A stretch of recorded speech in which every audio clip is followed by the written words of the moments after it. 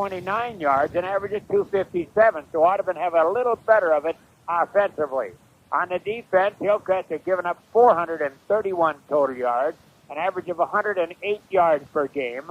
Audubon have given up 454, total of, or an average of 114. So you can see basically these two teams are very even.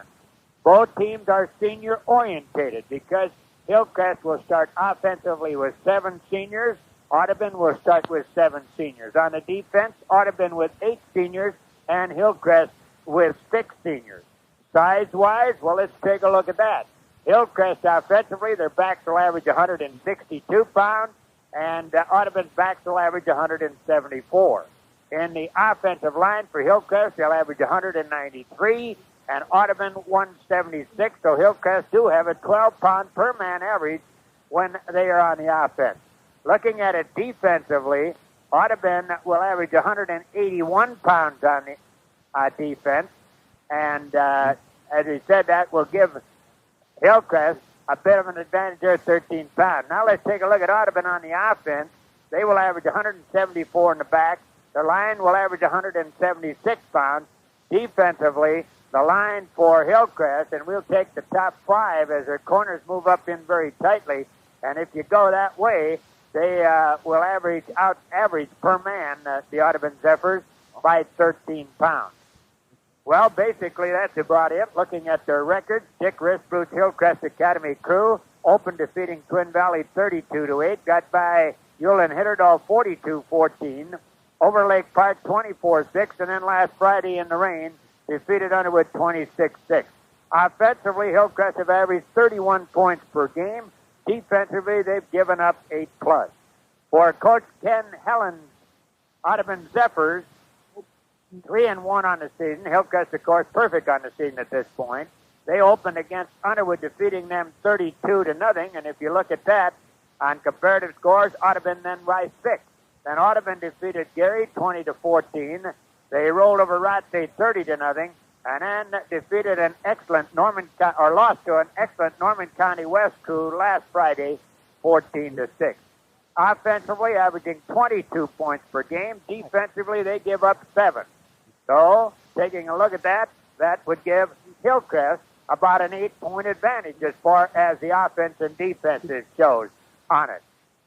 Hillcrest, of course, are the defending Agassiz Valley South champions. Hillcrest have been in the state finals 2 years, runners-up in 76 and 77.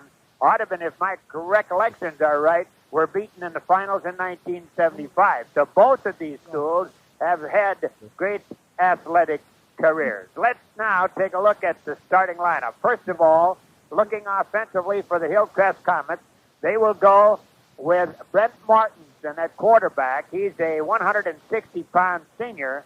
He has attempted 32 passes this year and hit just 10, good for 119 yards. The most interesting point about the 119 yards is that all but 8 of those yards were on completions to Mundus. Taking a look now as you go through the backfield, your running backs are Nick Mundus, 165-pound junior. He's rushed 69 times for 359 yards and 8 touchdowns. Mark Bang has rushed for 42 times, 251 yards, an average of 5+.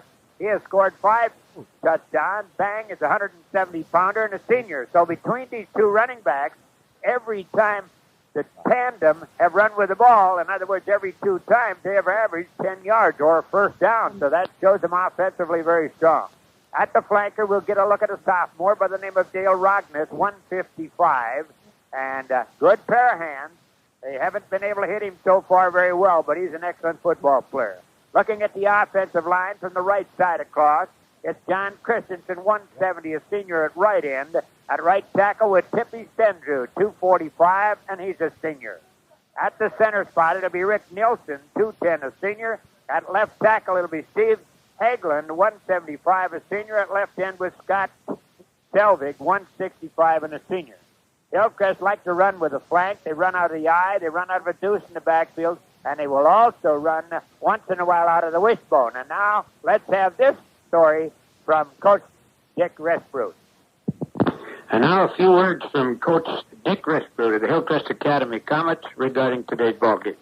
Well, look, I'm glad the weather turned out the way it did. It's a little cloudy outside, but it doesn't look too windy right now. And I guess, when you have rainy weather, it's more of an equalizer where the teams, can fumble on the punts and so on their drives. I hope the field is in good condition, and we practiced out there yesterday, and it was kind of soggy. Hopefully it's drained off the crown by now. But, the game is for all the marbles for us as far as the Agassiz Valley South is concerned. Audubon still has another conference game to play, Lake Park, which is the last game of the season. But this is our last conference game, and either we end up 2-1 in the conference and hope that Lake Park can beat Audubon then and then go on defensive points, or else we win the conference outright. So a big game today. We hope we can stop their running game, even though they do pass quite a bit of the time. They pass 45% of the time against Halls at Hendrum. They got quick halfbacks. And we hope we can stop Arlerton today on both offense and defense. Really, though, they're a pretty good defensive ball club as well. Well, they're an awful tough ball club to take and run against with that 4-4 defense. They play us man-to-man on the flanker. I hope he doesn't come on anything different. That's what we've been practicing all week. We think we got our blocking assignments down. We hope we can run up the middle on them with our dives and our powers, as well as take them over our passing. We've been working on our passing this week, and we hope we can improve our 0-for-10 percentage from last week. Okay, Dick, best of luck this afternoon, and I know your kids will be ready. Thanks a lot, Oats. All right, now let's take a look at Ken Helen's club. The Zephyrs, we'll take a look at them on defense, and basically they like to go out of that 4-4 on the defense, and they'll be tougher than the Cobb. This is the way they'll go. They go at right end with Brian Eilertson, one of the better athletes in District 23. He's a 185-pounder and a senior. At right tackle with Dave Alder, 205, a senior. At left tackle with Terry Wickenheiser. Wickenheiser, 155, as a senior. He's a leading tackler with 34 tackles on the year, and he has sacked the quarterback 3 times. The left end will be Tim Poljuski, 180, and a senior. On the corners, we get a look at Steve Ramsey, 170, a senior. At the left corner, it'll be Terry Kohler, 160, a senior. On the linebacking core, it'll be Terry Ulrich, 170, a senior, and Steve Davis, 175, as senior. Davis is their second best tackler. He has been in on 29 tackles and has sacked the quarterback a pair of times. The safety will be Joel Bergquist. Bergquist at 165 is a junior. Those are your starting lineup. Now let's take a listen to what Coach Ken Helen has to say about his crew. And here's Ken Helen, and he'll tell us all about Audubon's plans for today. Well, we hope to mix up the pass and run offensively. We're running with Terry Ulrich and Brian Eilertson up the middle and outside. We hope to have Tim Polyaski, our quarterback, and hit some passes to Joe Bergquist and Jay Peterson, our flankers, and tight ends Steve Ramsey and Terry Kohler. We plan to mix it up, both the pass and the run. Defensively, we feel we got to stop their running game, both with Bang and Mundus. We feel they're both good, strong runners. We got to shut those two guys down to shut it down Hillcrest, we feel. Really, though, Ken, this could be a defensive ball game all the way around because both of them play pretty well. Yeah, we expect a real defensive struggle both ways. Both teams have excellent defense. That's been their strong point so far throughout the season, and we expect a defensive ball game. Okay, wish you the best of luck. This is a big one. Yes, it sure is. This is a big ball game for both teams. I know both teams are out together. They'll be playing their hearts out tonight. I expect a real good ball game. Okay, thank you very much. Ken Helen, coach of the Audubon Zephyr. Okay, and we'll be back after 1 minute. Richard's Town and Country, your friendly hometown store in Underwood, is proud. Well, we're back again, and this one just a moment away from getting started. Reminder, of course, that this evening we were supposed to carry Elbow Lake and Parker's Prairie, but the rains at the Elbow Lake have saturated their football field to the point where they cannot play there tonight. They'll be playing at 4 o'clock this afternoon on their practice field, and there's no way we can cover it. So tonight we'll be at Ashby, where we will have Ashby and Hoffman Kensington. All right, now back to our studios for about a minute while they play our national anthem. Home cooking. All right, we're back again. National anthem being played, the color guard out at the middle of the gridiron as we get ready for what has to be the biggest football game of 1982 for these two 9-man football teams. Not as large a crowd as we had anticipated. And there it is. We're ready to go. High school football at its best.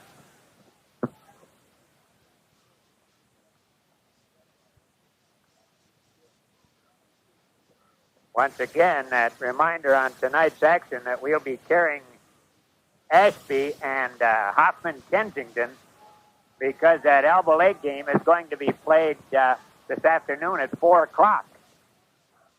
And we have no facilities to get in there. And besides, we were committed to this ball game at the first shot. All right, ready to go as Hillcrest will kick the ball away. Now, this is very similar to what happened 2 weeks ago. Hillcrest this time, though, will be kicking the ball into pretty much of a cross breeze. And that means that Audubon will have the better of the wind here in the quarter, and also will probably come up with what could be a comparatively short kicker. Ready to go as Eilertson will go back deep on the near side. Bergquist to the far side deep. The short man up the middle, we get a look at Terry Ulrich. Ulrich, really a strong-built young man. All right, Groen will kick the ball away. Ready to go, 9-man football. Agassiz Valley Stout variety. As Groen comes forward, there's a kick. It's a good kick. It'll be picked up by Bergquist at the 5. He's at the 10, the 15, to the 20. Fights over the 25 and hit down to get to the 27-yard line. Tippy Stenjud is there. Nilsson is there on the defensive play. Also, defensively coming up, we get a look at Scott Selvig. 1st and 10 Audubon as they have it at their 27-yard line. George Gottenberg, 190-pound sophomore, handling the center duties for Audubon as they come up over the ball. Oljuski is their quarterback. They line up in a deuce in the backfield, and they flank it on the left side. Oljuski down our lead. Let's see what he'll do on the first one. He's back to throw. He looks. He's being shagged. He's going to be hit for a loss. Back at the 22. Nilsson was the guy who really forced him out of that pocket, and then Christensen hit him, and I think we're going to see a face mask here against Hillcrest. We'll wait and see. They're having a discussion. They're going to talk to him. Face mask, there it is. Well, we talked to Dick Risboot earlier today, and we talked about the fact that you couldn't make mistakes in a ball game like this. And here Hillcrest find themselves in a mistake right off the go, and that could hurt them. Instead of a loss back to the 22, the ball will come back out, and it will come out to the 34-yard line. It'll be a first down, and that will give them about, well, they got to move the chains up. There they go. Automatic. All right, ready to go. They'll line up in an I formation this time. Flank on the right side. Ready to go. There's the handoff to Eilertson. Eilertson will get about a yard, and that's all. Berg is there to wrap him up. Stenjud also there, and bang, comes along to put the final kibosh on him. Second down will give him 1. Second down and 9. Let's watch now as Hillcrest will deploy on the defense. They'll go odd on the defense the way it looks right now. We'll wait until they drop down. Now they're rotating to the strong side or the flanker side. They go with the 3 down linemen. I formation for Audubon. Poljuski busts him out. Poljuski rolls. Turns inside. Oh, and did Stenjud ever hit him at the 35? Woo-wee! Banked him up and helped him. But there's no doubt Stenjud was the guy who got him. And Poljuski very, very slow in getting up. He got his bell rung. He's not going to come out of there. Boy, I'll tell you, this is the kind of time you want to look for a fumble because I'll tell you, he really got his bell rung and he wobbled back to the huddle, but he's a strong kid, and now he comes back up under Gottenberg to center. Out of the eye, flank left, odd on the defense again. They bark him out. Poljuski back to throw. He looks. He fires it downfield. His man is there. Oh, he overshot him at the 15. Boy, he had grown beat. Jay Peterson was down there at the 15, and he had grown beat by about 3 yards. And we'll look at a 4th down and 8 yards to go right here. Mundus will go back in single safety. All right, and the short man in that safety will be Rodner. Eilertson back to get away at about the 23. The snap is good. He gets the kick away. And the high one roughing the kicker called on Stendrew. Ball will roll out of bounds at the 5. An excellent kick, but Stendrew will be assessed roughing the kicker.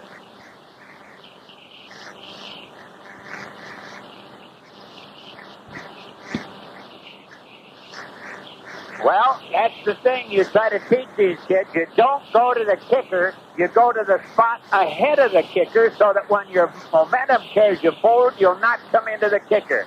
Well, that time, Stendrew ran right through him, and Audubon will have life again.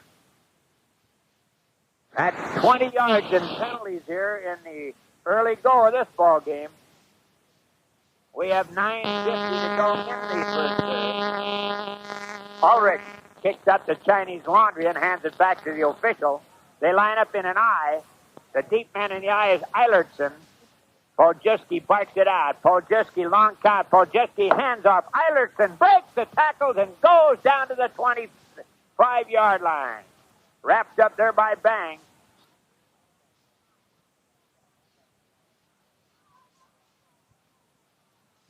All right, he ran to the weak side that time. Boy, I tell you, 2 big penalties that put Hillcrest in the hole right here, coming out as a flank on the right side. We get Peterson again. He runs that flank out of the eye. Odd man defense. Eilertson up the middle, spins away from a couple, and he'll get down to the 22. I'll tell you that time, the guy who really did the job for him was Dave Alder, who kept Tippy Stendrew completely out of the play. The 264s going at it.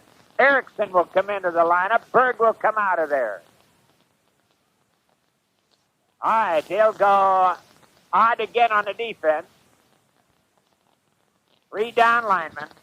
Corners up tight. Slot right this time. There's a handoff to Eilertson. Eilertson turns outside. He breaks one tackle. He breaks another and gets out to the 15-yard line. Martinson drives him out there. Drone had a shot at him behind the line of scrimmage, and Eilertson just ran right by him. It'll be a 3rd down now, and they will have a 2nd down. Excuse me, they'll have about 3 yards to go. Up over the ball as Peterson flanks on the left side. Hillcrest, 2 big penalties getting him in trouble right here. Eye in the backfield.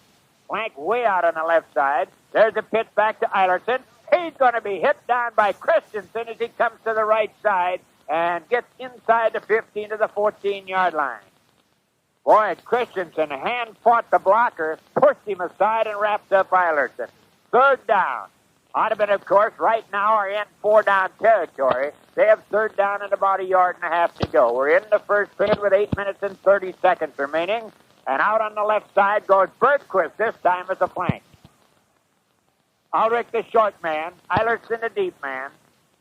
There's the handoff to Eilertson, and he's going to have the 1st down, I believe, as he'll get down to the 11-yard line.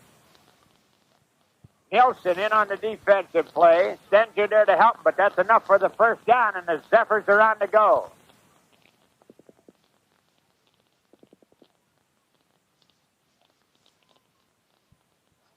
Well, Audubon taking advantage of 2 big 10-yard penalties. Now going out on the left side at the flank is Peterson. Audubon out the eye again. Odd on the defense with 3 down linemen. Poljiski hands off Eilertson. Spins away from a couple. Gets inside the 10 and down about the 7-yard line. Martinson in on the tackle along with Bang, and the forward wall not getting in on any of the tackles, really. Lundy also up that time to put the kibosh on him. Secondary having to do the job on the tackles. Plays coming in from that Audubon bench. All right, up over the ball. We are now with 7:27 to go in the first period, and Hillcrest have not had the ball as yet. All right, Poljiski, and we got a delay. Delay of the game called against Audubon, and that could hurt.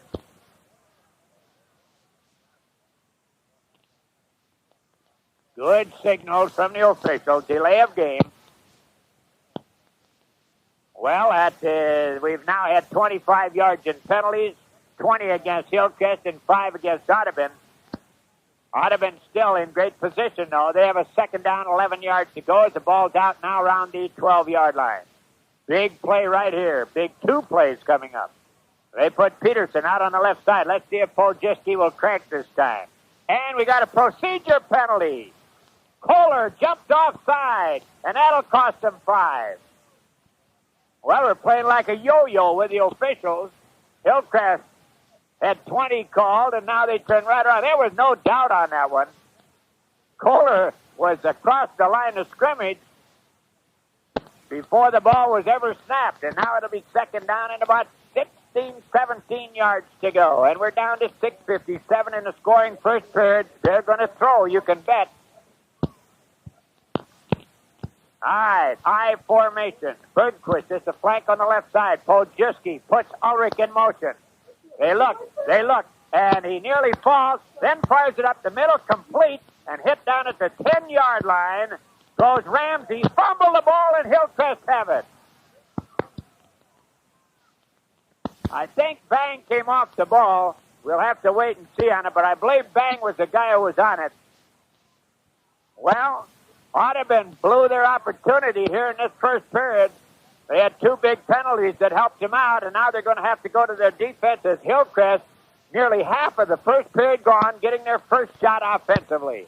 They line up in an I. They flank it on the left side, looking at a 4 on the defense. Martinson barks them out. Martinson hands off. Mundus up the middle. Mundus is going to go over the 20 to the 21-yard line. Had he kept his feet, he'd have been able to go all the way. The guy who tripped him up was Joe Bergquist, who just got his arm out, got enough on him to knock him down. Actually, Mundus was stumbling all the way through. He'd had good balance. He could have gone because he was behind everybody. But that's all part of the football game. All right, ready to go. Audubon will go even on the defense. Hillcrest will flank on the right side out of the I formation. Martinson will bark him out. Martinson hands off. Mundus right up the middle. Mundus will go to the 30-yard line. Mundus wrapped up on that 9-yard scamper there by Steve Davis, number 44, had him right around the ankles. And it'll be second down and about a yard. Well, so far, Mr. Mundus has been the guy who carries the ball, or the male for Hillcrest. They flank on the left side. Martinson down underneath, barks him out. Here come the linebackers. The handoff is to Bang, and Bang will get to the 35. That's enough for the first down. What is happening right now is that Audubon are shooting their linebackers. They're getting a good pick on that tackle on that side, and the linebacker is running right by the ball carrier. So Hillcrest out now to the 35. They'll put front of the I, 4 on the defense again, and are they ever uptight? There's a handoff to Mundus, puts his head down. He'll go to the midfield stripe. Good charge on that offensive line as he ran right off the rump that time of Tippy Stenjud. Second down, 5 yards to go. This started with Bang's recovery of a fumble at the 10-yard line.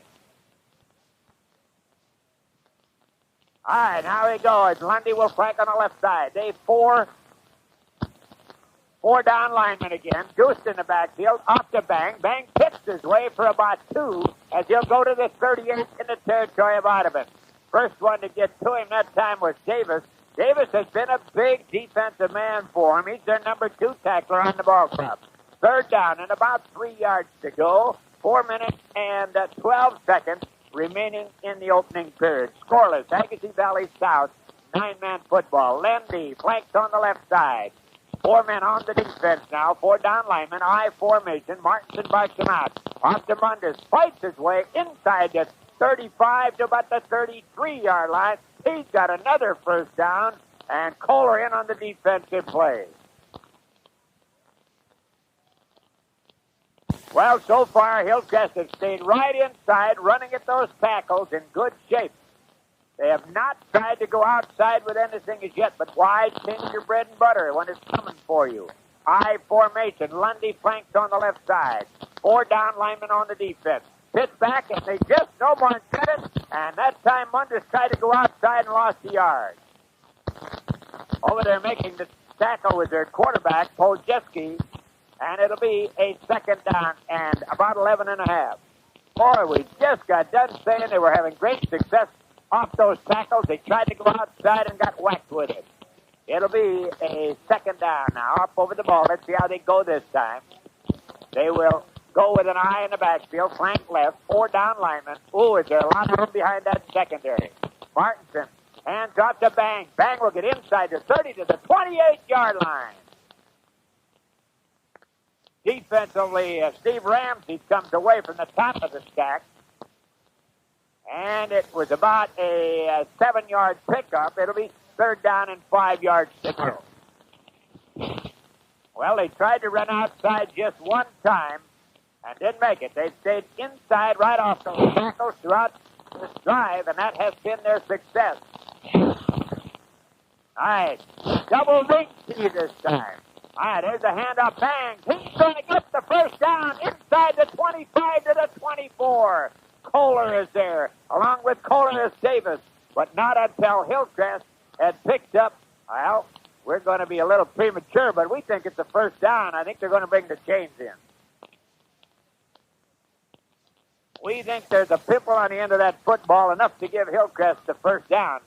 I'll tell you, the story of this drive is the fact that Hillcrest's offensive line have beaten Audubon off the ball. It is the first down at the 24-yard line. Grown coming in. Good pass receiver. Well, you're going to throw now. You're grinding them out in great shape, controlling the clock. Each team have had possession of the ball once here in the first period. Out of an I formation. Flank comes to the left side. Defense jammed up tight. Martinson down underneath barks out the signals.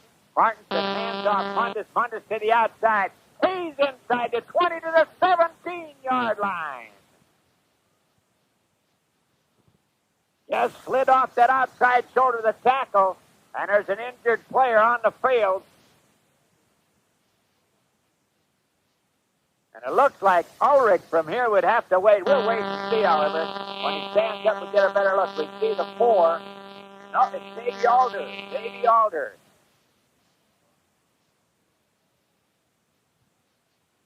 Boy, about a 7-yard gain for Mundus. And I'll tell you, they're having that success just sliding off the outside shoulder of that defensive tackle. Great blocking on that right side. Yes, it's Alder. He's up. He's getting off under his own power. Apparently lost a bit in the ozone. Got hit in the belly. And that hurts. He'll have to go out one play. Now let's see if Hillcrest will come right back and run over Alder's spot. Because Alder is a tough defensive ball player. All right, second down. Now Hillcrest are down into 4-down territory. All right, ready to go. Martinson backs him out. Martinson hands off. Mundus gets inside the 15 to the 14-yard line. Very close to the first down. Poljuski on the bottom, and along with him comes Ulrich. Well, they're going to bring the chains in once again. I do believe they're taking a look. They're still taking a look. The officials want Audubon to say, oh, no, it's a first down, but Audubon's getting a breather here. They want the chains to come in. Good move. Regroup your forces. They'll bring the chains in from the far side. It's very, very close as the ball rests closer to the 13.5. High formation. Bang the short man. Mundus the deep man.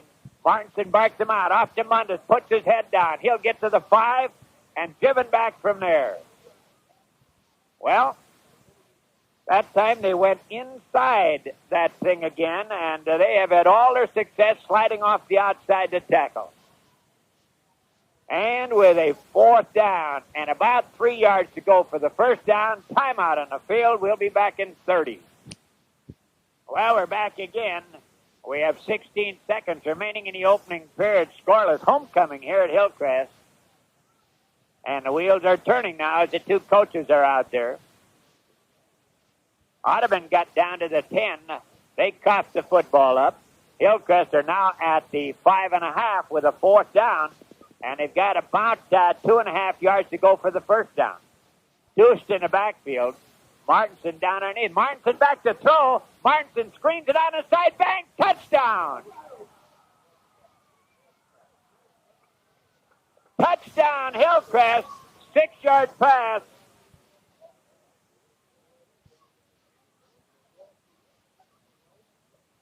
And that came with just 11 seconds remaining here in the first period, 6-0.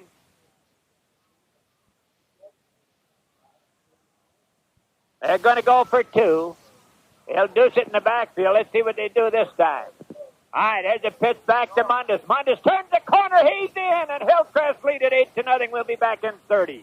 Hillcrest will boot the ball away. We have 11 seconds remaining in the first period.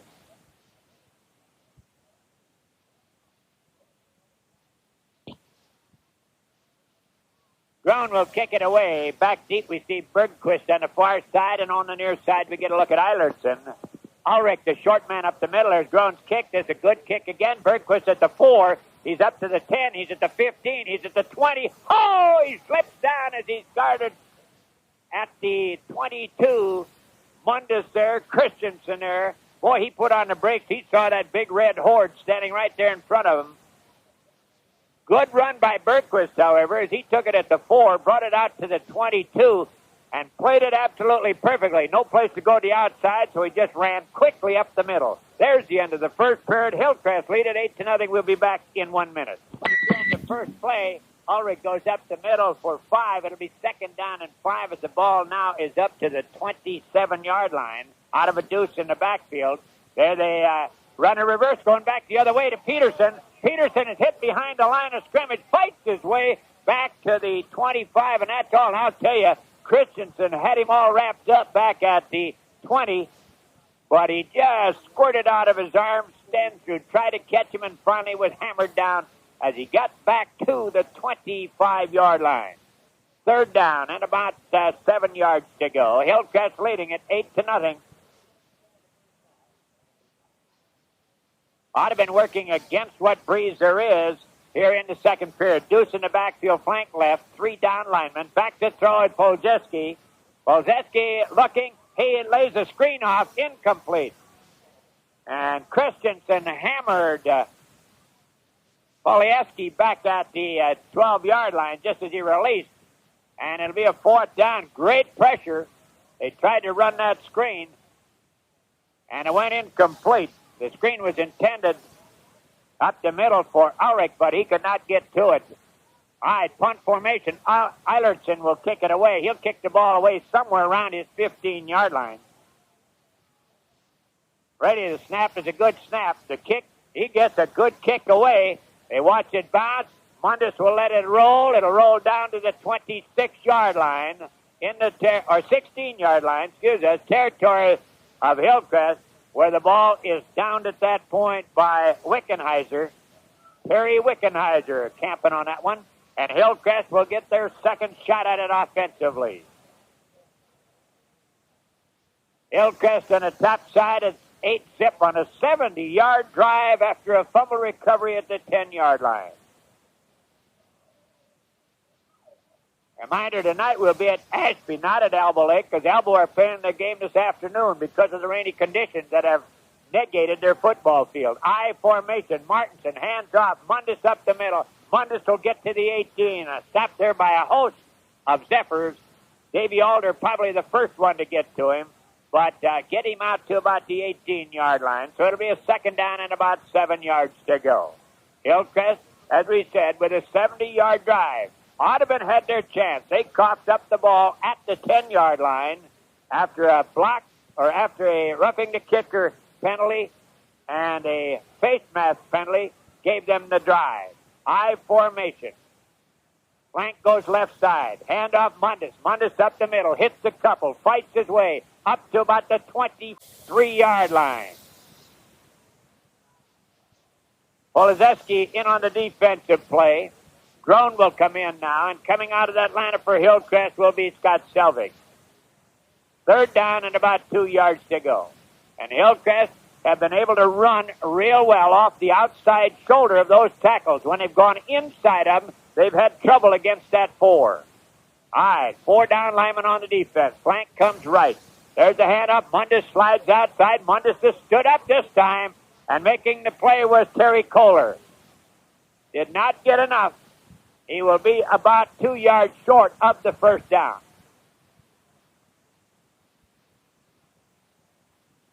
4th down right here.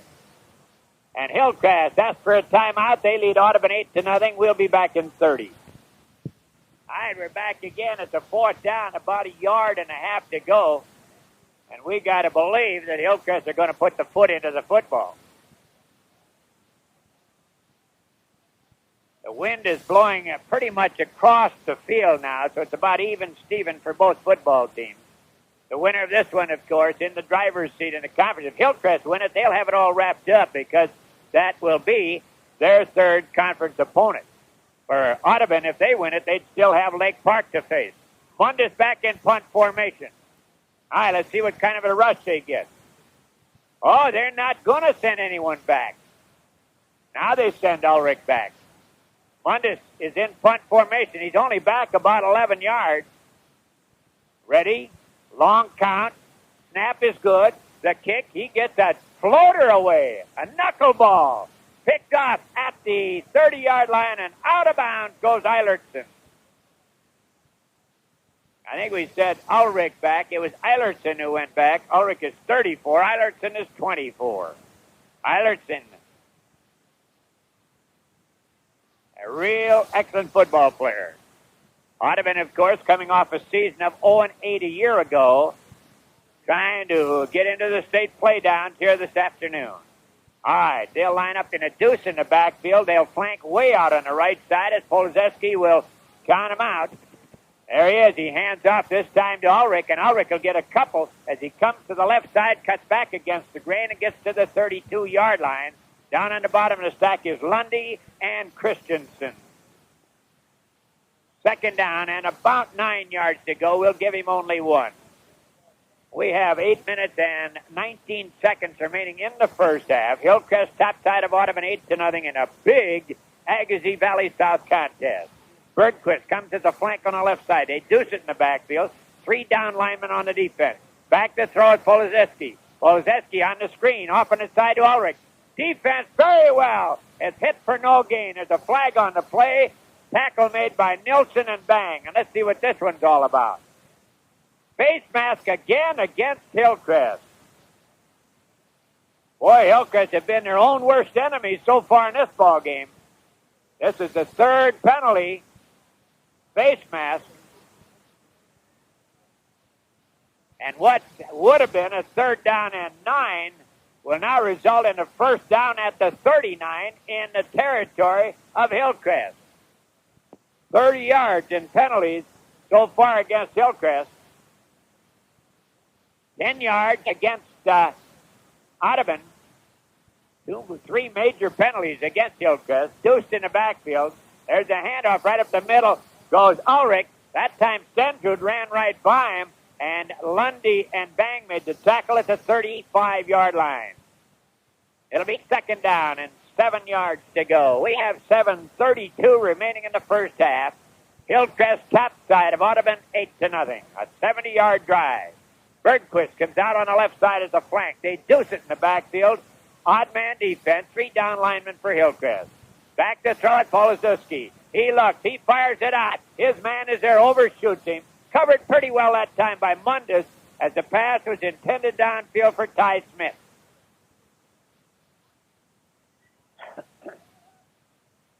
It'll be a third down and still 7. He cast that one up in the air out on the left side. Homecoming at Hillcrest. All right, ready to go. Third down and 7. Probably go to the air once again. Deuced in the backfield. Back to throw at Polzeski. Polzeski fires it on the side, and it's complete. And I believe going to have enough for the first down as the pass went to Ramsey. He was hit down at about the 27-yard line just as they squared out. Audubon on the drive right now. They're on the short end of the stick at 8 steps. Bergquist will come out as a flank on the left side. Hillcrest will go right back into that 3-man front. Deuced in the backfield. Polzeski drops back to throw. He looks. He is going to be hit down back at the 32-yard line. Christensen over there to put the kibosh on him. Also coming over to that time was Rogness, and it'll be second down and about 15. The first sack of the afternoon. However, just moments ago, the first time that Audubon had the ball here in the period. They forced Polizewski to throw that screen in a hurry, as close to a sack as you can get. Deuce in the backfield, flank left. There's a handoff right up the middle. Goes Ulrich, and Ulrich will go inside to 25. Fumbles the ball, but the ball had already been blown dead. At the 23, where it'll be a third down, and about 6 yards to go. Clock rolls down to 6:17 remaining in the first half. Ulrich had a big hole as Tippy Stenjud went around the right side of the center instead of straight into him. That's Ulrich again. He'll get to the 21, and that's it. The guy who tripped him up was Christensen again. He got help from Bang. And here it is, big fourth down right here. Fourth down and about 5 yards to go. The ball at the 21 in Hillcrest territory, and they lead it 8-0. Audubon up over the ball. They line up in a deuce in the backfield, flank left. Oh, odd on the defense. Polizewski, he drops back to throw. He looks, he double. He still fires it up the middle. Complete. He'll not get the first down, however. Agnes made the tackle on Ram at the 20-yard line. Good pressure on Polizewski. He did an excellent job avoiding the tackler, getting the pass away, but was not good enough for that down. Good coverage deep that time by Hillcrest. They have had trouble all year covering on the deep stuff. All right, Hillcrest up over the ball. They lead at 8 tips. Landy cuts the flank on the right side. They deuce in the back. Martinson barks him out. Martinson momentarily then rolls back to throw. He's got it wide open. Mundus, he's going to go all the way. Touchdown, Mundus. 6 touchdown pass to Mundus.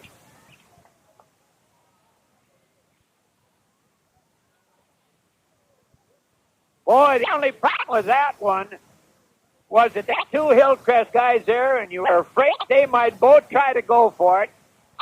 Great for Hillcrest because Mundus caught the ball. The other pass receiver fell down, put a halfway block on the defender, and Mundus went 60 yards into the end. Hillcrest lead it 15-0. Up over. Oh, and Martinson has tracked receivers. That time he did not take all day releasing the ball. He found a receiver and all right, they bark out. Back, puts the head down. Goes to the outside. He is not going to get it. 1-0 when they come back upfield. Hillcrest will be back in 30.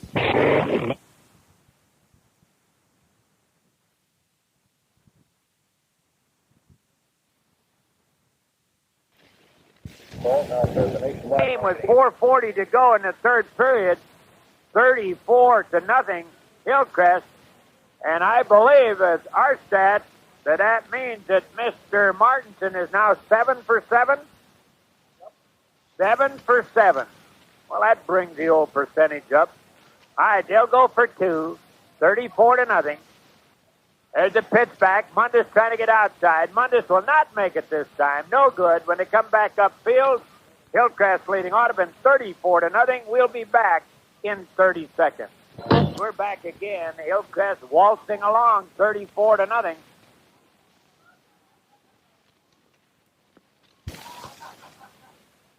Homecoming at Hillcrest, and the Red Horde are surprising Audubon.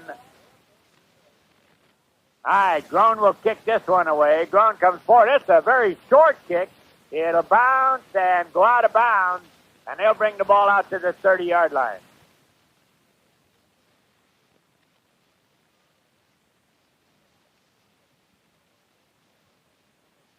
Ball, it goes out of bounds.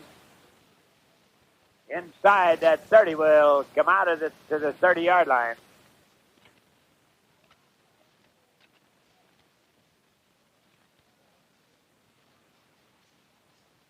Well, he shanked that one just a bit. All right, now we're ready to go. Up over the ball. Flank comes on the right side with Bergquist. They run out of a double wing this time. Goal setback. Eilertson, they try to get a screen pass, and they finally throw it.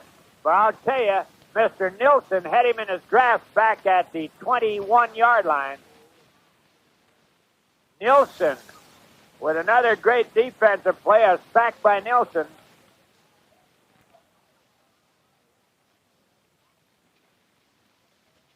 Olszewski not having much time back there. That time they're once again trying to set up the screen, but Hillcrest did an excellent job covering on the screen. Binford in the ball game, and Lundy will get a breather for Hillcrest. They run out that double wing again. We got procedure this time as the wing on the left side, that would be Ulrich, popped too quickly. They'll step it back 5 more. Oh, I'll tell you, nothing has gone right for Audubon, and I'll tell you, Hillcrest have had one whale of a ball game. As good as we've seen Hillcrest play in a long time. All right, they go to that double wing again with a single setback. Olszewski ready. He drops back to throw. He's going to screen it out on the side. Picked off. Touchdown, Berg. Berg with a touchdown. 7 yards. 7-yard intercept by Berg. A linesman's dream, and it's 40-0. Boy, he may not be Red Green, but he got the TD, big number 77. 4 minutes, 1 second to go in the third period. 7 yards.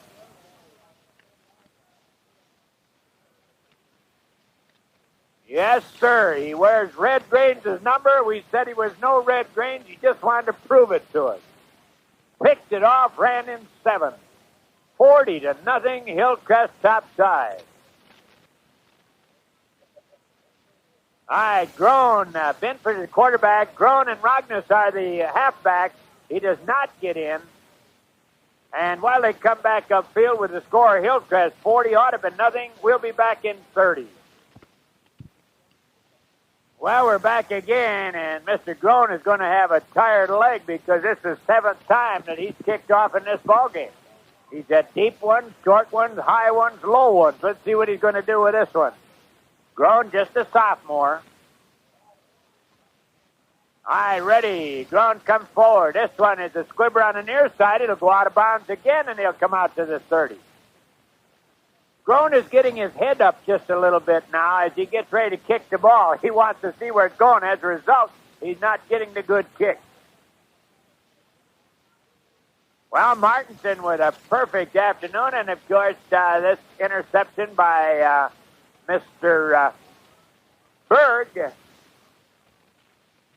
gives Mr. Berg a chance. A lineman's dream, and there's a timeout taken by Hillcrest. I think they are short a couple of guys on the field. All right, let's see if we can get these guys. Number 40 in the ball game is Larry Seaver. Number 10 is Binford. 77 is Berg. 52 is Erickson. 54 is Hatlevold.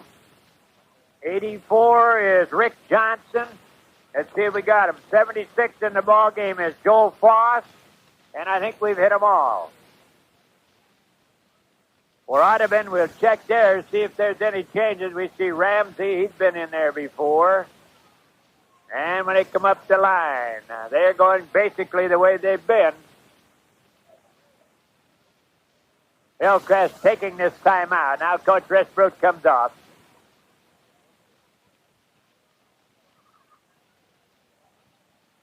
All right, ready to go. Up over the ball comes Gottenberg, the big sophomore. They run out of a deuce in the backfield, flank left side, 3 down linemen for Hillcrest. There's the handoff to Eilertson. Eilertson to the outside, breaks a couple of tackles, and we got a flag on the play as Eilertson goes to the midfield stripe.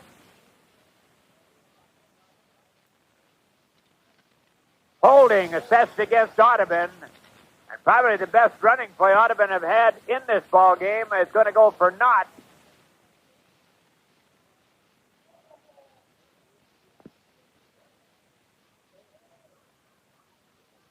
All right, they'll step it off. Well, you talk about the Big Red Horde's offense. Defensively, they have given up only 1 touchdown in each game except the one to Ulen Hitterdal, and that was against the Hatchet group. All right, Deuce in the backfield. Now here they run the double reverse, a flea flicker back to Pozeski. He's in heavy traffic looking to throw. Fires it on the side, complete. And Ramsey will get out to the 39-yard line after all that razzle-dazzle. Binford over there and Grown over there to make the tackle.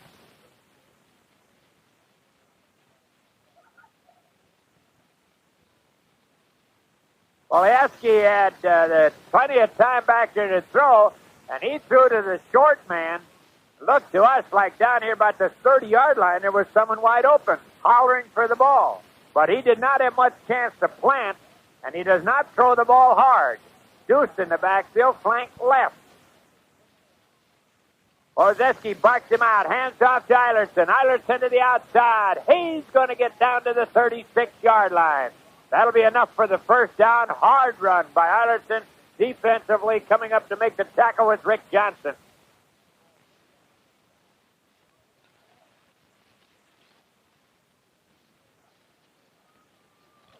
Lee Taylor will come in the ball game, and coming out of there will be Joe Foss for Hillcrest. 40-0. Hillcrest lead it. They deuce it in the backfield. The flank goes around the left side. They pitch out Eilertson. Eilertson hit on a good tackle by Binford at the 34 as Binford comes up from the corner and puts the kibosh on him. Let's give him 2 on it and call it 2nd down and 8. 40-0, and we still have 2:22 remaining in the third period of this homecoming game.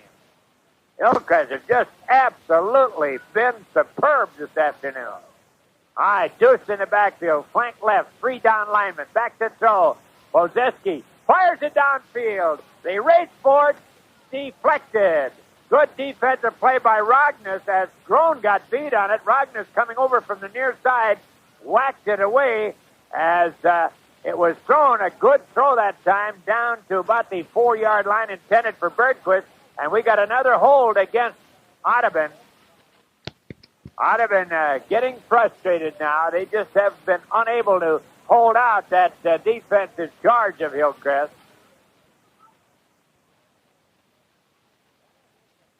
Boy, I tell you, Audubon have just 19 kids dressed here today. 2 freshmen, 3 sophomores, 3 juniors, and predominantly a senior outfit with 11 seniors on that lineup. The ball will come back to the 36 in Audubon territory. They'll flank it on the right side with Peterson run out of a deuce. They'll look at a 3-man defensive front. Quarterback back, fires it out. Peterson, he has it, but he's going to be hit at the midfield stripe. Coming up very quickly was Grown to make the play. It'll be a 3rd down, and they will still have about 14 yards to go for the first down. Hillcrest celebrating their homecoming. And this win here this afternoon will assure them a chance to get back into the state playoff. That will be their 4th trip to the state playdown. They've been in the finals, 5th trip, They've been in the finals 2 times. All right, ready. Bozeski back to throw. Fires it up the middle. Flag on the play. I think we're going to see pass interference.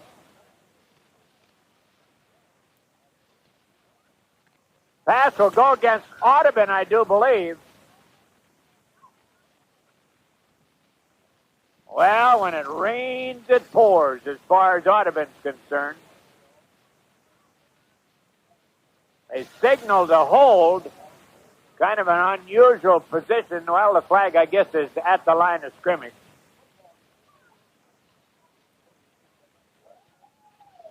And they'll step it off. Well, Audubon had their golden opportunity the first time they had the ball. Hillcrest stopped them, and then the Centroid ran into the kicker. That gave them a first down. Then they had a face mask penalty, gave them another one, and then they coughed up the ball at the 10-yard line, and that turned it all around. Absolutely, Hillcrest have been perfect since then. Deuce in the backfield, flank on the left side. 3 down linemen. Erickson playing over the center. They come charging in. There's a new quarterback. Nope, it's Polizewski, and he's going to be hit back at the 17-yard line. The defensive play made by Lee Taylor at the 19-yard line. Went down. Mark Levang keeping the stats here. Got all kinds of chicken scratching with all these reserves in the ball game. All right, Rognus and Grown, the two sophomores, back to take the punt from Eilertson. There's a snap, a good snap. He gets an end-over-end kick away. Rognus fields it. He's down. He fielded it with a knee on the ground at the 28. He started to run, but he's already down. Well, we still have a whole period of football to go as we have 20 seconds remaining still in this one. 40-0, Hillcrest. Absolutely amazing. A reminder, of course, that we'll be at Ashby tonight for Ashby Hoffman Kensington. The reason for that, Elbow Lake could not play on their regular football field, so they moved it up to this afternoon, playing on their practice field at 4 o'clock. So we have substituted because we've had to, and it will be Ashby and Hoffman Kensington. Ball carried that time by Taylor. Taylor gets to the 30 as the third period ends. Hillcrest leading at 40-0. We'll be back after this word. Hillcrest fans just sitting here very complacent with a nice 40-0 cushion across the way. The Audubon fans very depressed. They thought they were going to come into this ball game, as did everybody else, and see one heck of a football game. But Hillcrest just too potent. They've taken it away from them completely. All right, ready to go. Binford is the new quarterback for Hillcrest. Binford will hand off to Taylor, and he'll get to the 30, and that's it.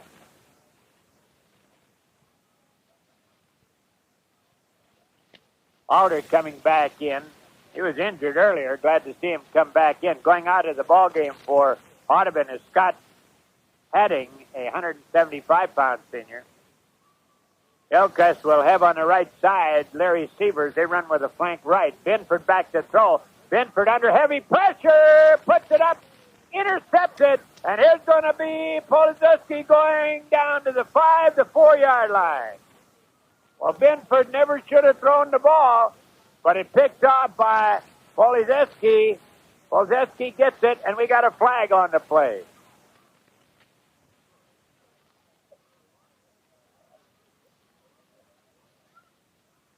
Well, they're discussing this with Ulrich. It doesn't take very long.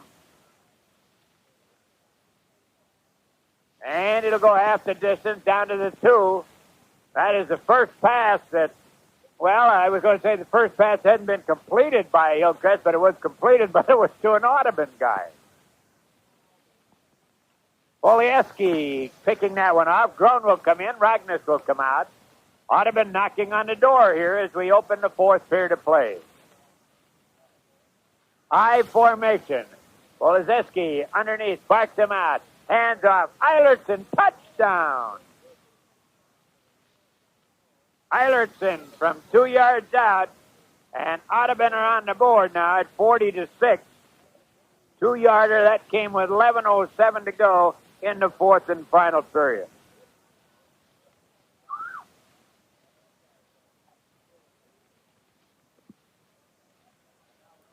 All right, they'll go for 2. And they'll line up in an I. Ulrich, the short man, Eilertson, the deep man, and Peterson comes to the flank on the left side. They pitch back to Eilertson. Eilertson turns the corner. He's in for 2. 40-8 now. Hillcrest leading it. We'll be back in 30. All right, we're back again as Hillcrest will kick it away. Hillcrest will receive. They kicked it away on the last one by getting the pass interception. 40-8. Hillcrest, as we have still 11 minutes and 7 seconds remaining in this outing. Familiar figure across the way from Audubon. We see Flint Matzenbacher. Played some great football, basketball, and baseball for the Zephyrs. All right, ready to go as Eilertson will kick it away.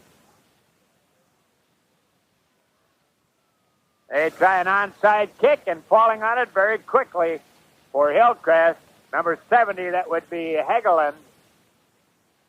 And he falls on it at the 37. Hillcrest with good field position now. Let's see how they'll go with their unit. Coach Dick Risbrook using a lot of kids right now. Shaking hands with Tippy Stensrud, Groen, with all his regulars on the sidelines here. All right, out of the Deuce in the backfield. Here come the linebackers. The pitch goes back now to Taylor. Taylor goes down to the 33. Rognus got a good block on the end, and that allowed Taylor to turn inside. Went to the 33, 34 now. They move it back, and that's going to be very close to the first down. In the ball game, let's see, there's Steve Davis, we see Ty Smith. See if we can get all these kids in there. They're in the ball game for both clubs. All right, Benford barks him out. Benford hands off right up the middle. Again goes Taylor, and Taylor goes inside the 30 to the 29-yard line, and I think we got a face mask call. You see his head jerk around that time as he went through the middle of that line, and he'll step off another 10, and Hillcrest on the drive again. This time with a reserve unit. Hatlevold is in there. Erickson in there. Rognus. Seaver. Coming in the ball game, number 24 is Don Walvotny.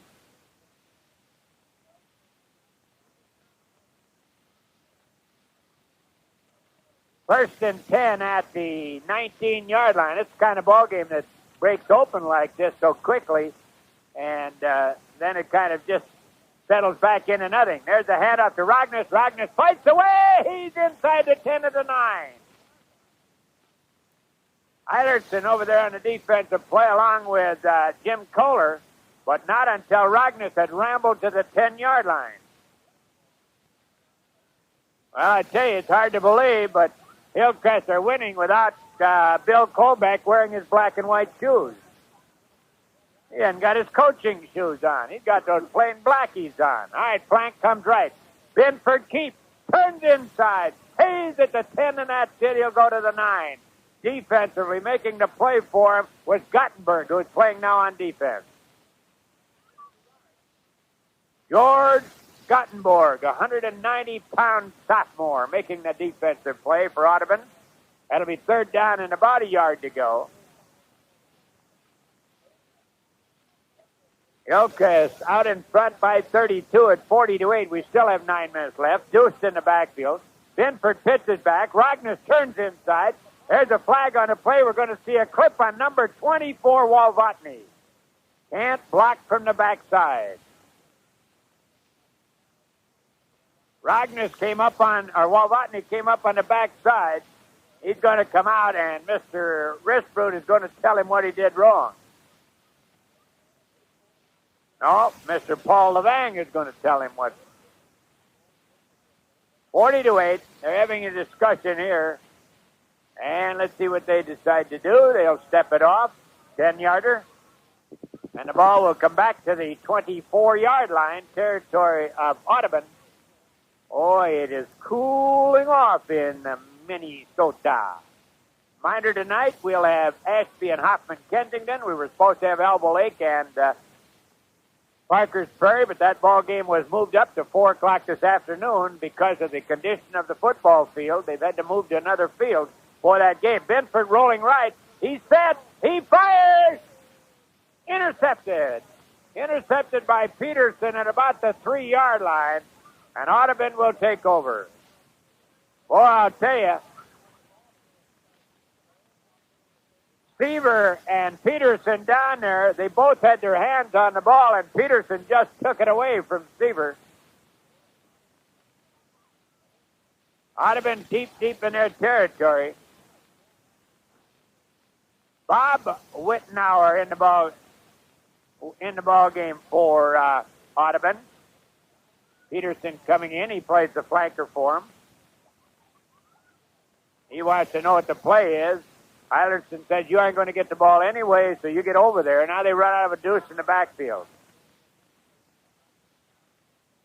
And there's a handoff. New quarterback, Bergquist, in the ball game for Audubon. As they get out to the 5-yard line, there's a flag on the play again. And this one will go against a face mask again, I think, against Hillcrest.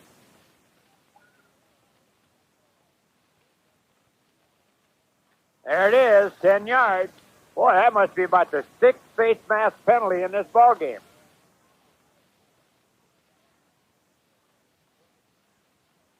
All right, coming out on the right side now, Jimmy Kohler. They'll set up in an I formation. Bergquist is the quarterback. Bergquist barks out the signals. Bergquist pitches back. Eilertson to the far side. Eilertson will get out about the 17, 18-yard line. Pop down over there. That time, Lee Taylor, first one, I believe, to get to him. And also over there on the play was Walvotny. It'll be second down and about 6 yards to go with 7:14 still remaining in this ball game. All right, ready to go. Still the 3 down linemen. Audubon have gone 4. Hillcrest have gone 3 all the way. Pass out to Peterson. Peterson gets the pass and then is hit by Binsford. And Binsford then got help from Rick Johnson to knock him out of bounds at the 23-yard line. Not much gain on it. It'll be third down and about 4 yards to go. 6:55 remaining in the ball game.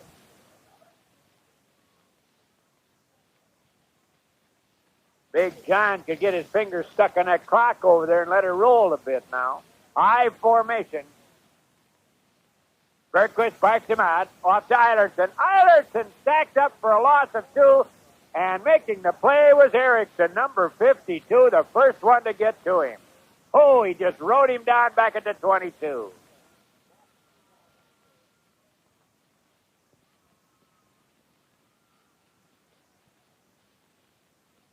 All right, ready to go. It'll be a 4th down, and Eilertson will come in to punt the ball away.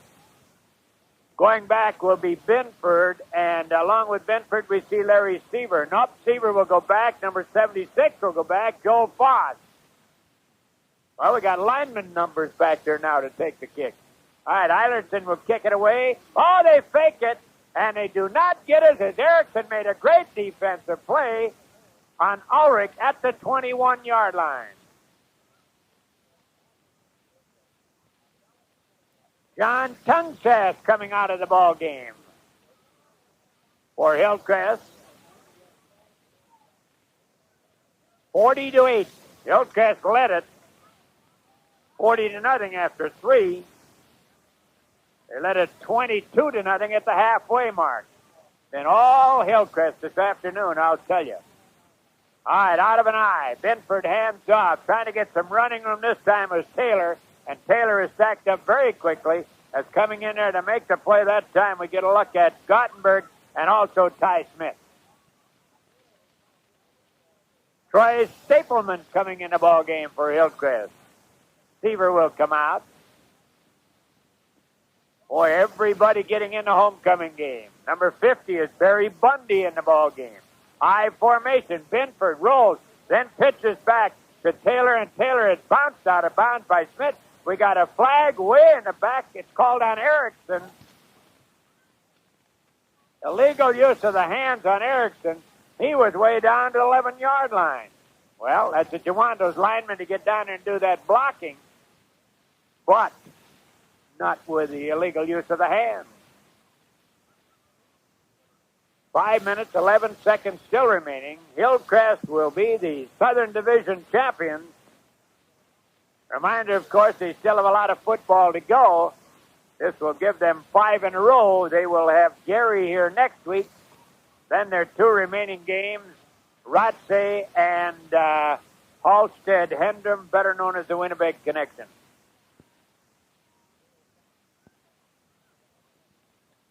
All right, the ball goes back to the 30. Binford wants to run a draw. Nobody was home. Then he throws it out on the side intended for number 84, Rick Johnson, and it went right through his hand like a hot potato. Walvotny and Binford had a meeting of the 2 back at the 35-yard line. Walvotny said, all those guys in the white shirts are coming. I don't want it. And Binford had to cast it off on the near side to Johnson, and he couldn't hang on. So it's 3rd down. And a lot of real estate to cover. Flank left, deuce backside, 4 down linemen. Binford back to throw. Binford fires it downfield. It's incomplete. Oh. It went through Terry Kohler's hand. Two Hillcrest kids had a shot at it, and it went to turf. It looked like Terry Kohler was going to have an absolute cold interception, but did not come up with it, and it's a 4th down.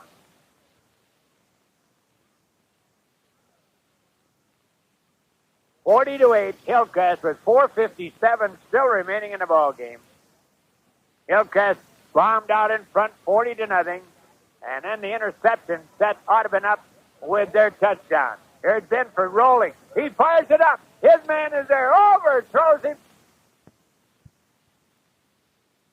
Master. Well, about this stage of the game, you would kind of hope that that little round P and the whistle of the official would dry up so they couldn't blow it. All right, 1st down. It comes at the 20-yard line, and Hillcrest have the ball back again. Well, they've yo-yoed back and forth between the 10 and the 30-yard line, controlling the ball all the time and getting nowhere. Binford barks him out. Binford hands off this time to Taylor. Taylor racked up at the 20-yard line. Let's give him one, call it 2nd and 9.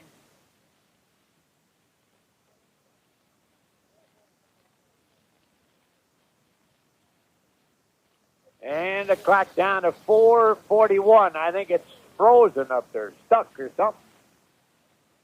All right, ready to go.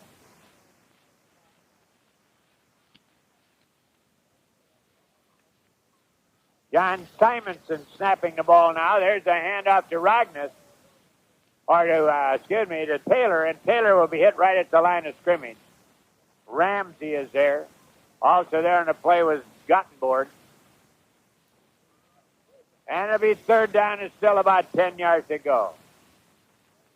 Ball carried by number 34. That'd be Taylor. A lot of time back in that huddle. They're going to get nailed with a delay here in a moment. All right, ready to go. Binford back to throw. Binford fires it downfield.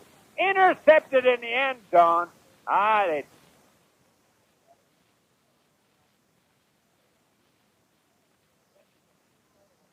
right, they'll start at the 1-yard line as the interception was run out to the 1. And the interception there made that time by Terry Kohler. Boy, he knocked that one down there out to 15.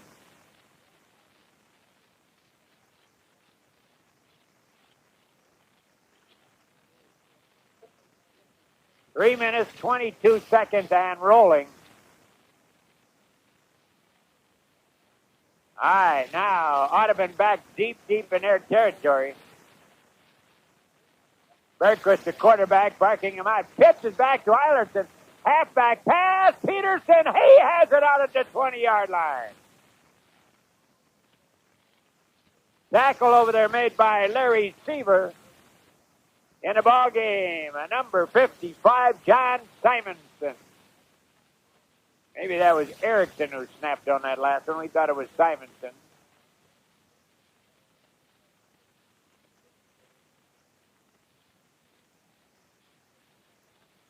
All right, it's at the 20-yard line where it's a 1st and 10.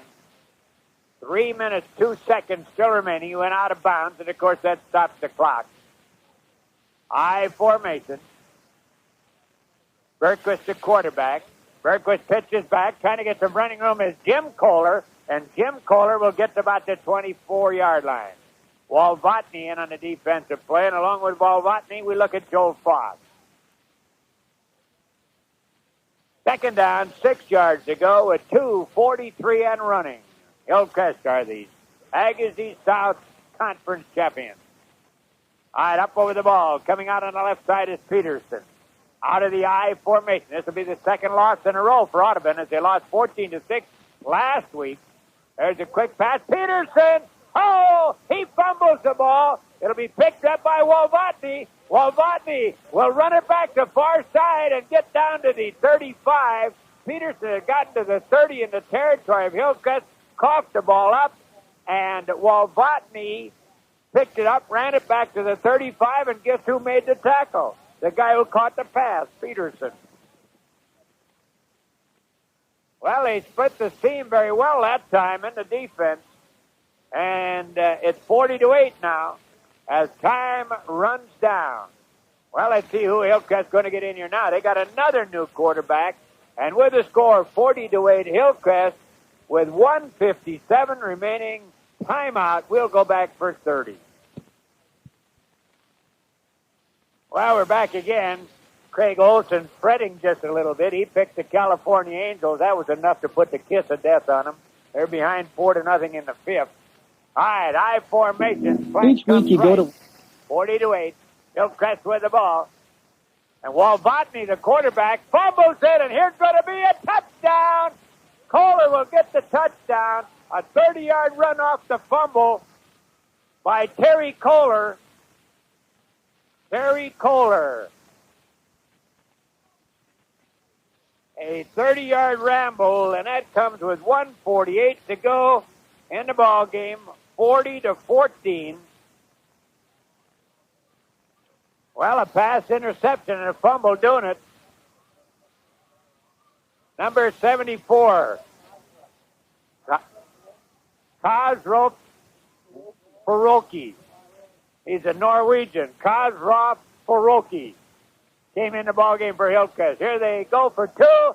Into the end zone for 2 points goes Jim Kohler. And the Kohler boys have put on 8 points on the board for Audubon, and it's 40-16.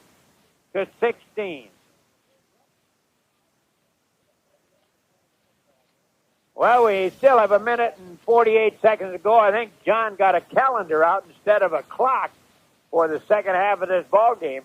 Of course, Audubon have putting the ball in the sky, so have Hillcrest here in the second half. Let's see now what substitutes come in the ball game. I hope we haven't missed anybody. Number 88 is David Dyrud. Number 26 is Jim Bosson. And number 54, Hatlevold, we had him in. Let's see for Audubon now if they've got any more changes. They only have 19, so not too many changes there. Bob Wettenauer in the ball game for him now. Number 83 is Ty Smith. We've had him. 72, Heading in the ball game. Kicking the ball away will be Peterson. Peterson comes forward, a good high kick. It'll be picked up back there by Foss at the 5, fumbles it, picks it up. He's at the 6, he's at the 10. Oh, is he hit down at the 10-yard line? Ulrich over there to pop him, and then Ulrich got a little help from Wittenauer. And the clock will roll with 1:40 to go. Well, the Butchers are in there right now, better known as the Suicide Group. Don't bet that something odd won't happen here. Audubon may be back on the board again. Coach Dick Risbrud and Paul Levang. Bill Kobeck's being very kind here in the late stages of this one. Your quarterback is Binford. Binford will roll back. Binford will hand off, and coming to outside Taylor, he'll get to the 11-yard line. Defensive play made there that time by Wittenauer. Second down and about 8 yards to go as we have 55 seconds remaining. Quarterback in the ball game now. Number 22 would be Steve Strom for Hillcrest. All right, ready to go ahead. Here's a procedure call. And it was against Berg on the left guard side. He was popping around like a wounded mallard. All right, it'll be a second down and still 8 yards to go.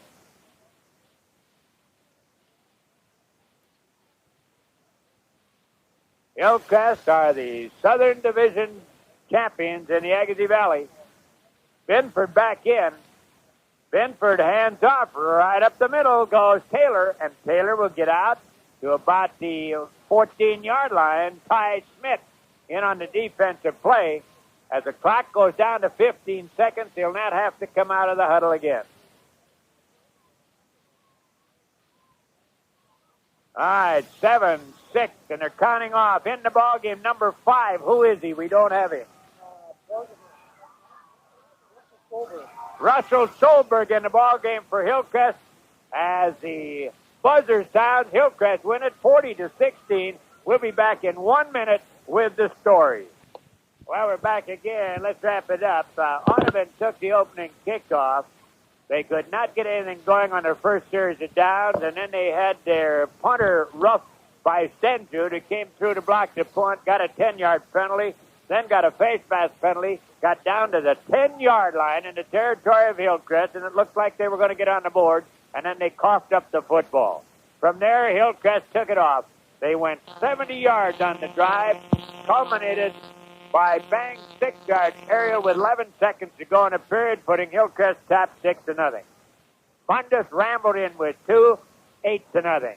Then Martinson hit Mundus on a 60-yard aerial at 8:40 of the second period, made it 14-0. No good on the run. Then Martinson on a 22-yard aerial to Mundus at 1:43, made it 20-0. Then Mundus got into the throwing act as he hit Grown in the corner for the 2 points on the extra point effort. It was 22-0 at halftime. In the third period, a beautifully set up screen, Martinson to Bang, went 31 yards at 8:11 of the period, made it 28-0. The extra point effort again, no good. Then a 20-yard aerial to Mundus at 4:40, made it 34-0. Again, the extra point effort, no good. Then a 7-yard interception by Red Green Berg. Hole number 77 went in from 7 yards out at 4:01, made it 40-0, and that's the way the third period ended. In the fourth period, Eilertson, after the pass interception by Polieski, went in from 2 yards out at 11:07, made it 40-6. Eilertson rolled in with a 2 extra points, 40-8. Then Terry Kohler on a 30-yard ramble after picking up the fumble at 1:48, made it 40-14. Jim Kohler went in with the 2 extra points. A final score, 40-16. Hillcrest celebrating homecoming in great style. We'll be back in 1 minute to select our 3 stars of the ball game. Code 218-736-5145. Glenn D. Rod. All right, we're back again. Hillcrest celebrating homecoming with a scintillating 40 over Audubon Zephyrs in a ball game that I think everybody felt would probably be 1 or 2 touchdowns either way, but Hillcrest broke it open very quickly. Our stars in the ball game, well, we felt Hillcrest football team all should have been the stars of the ball game, but we are going to pick 3. Our number 3 star, a guy who we felt has been underrated most of the time, has done an excellent job defensively for them. We have picked as our number 3 star of the ball game, John Christensen of Hillcrest. Our number 2 star would be Nick Mundus, who had another great day. And you've got to give the number 1 honor to a guy named Brent Martinson, who has been miserable, to say the least, in throwing the pigskin through the first 4 ball games, 10 for 32.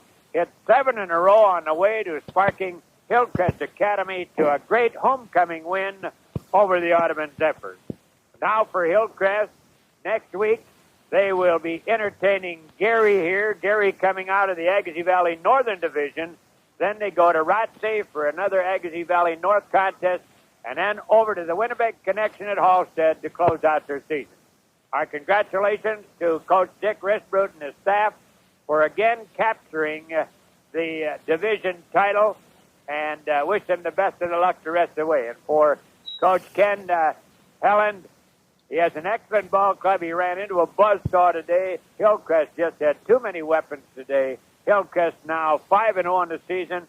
Audubon will drop to 3-2. Reminder, we'll be on the air tonight, 7:30 game time from Ashby.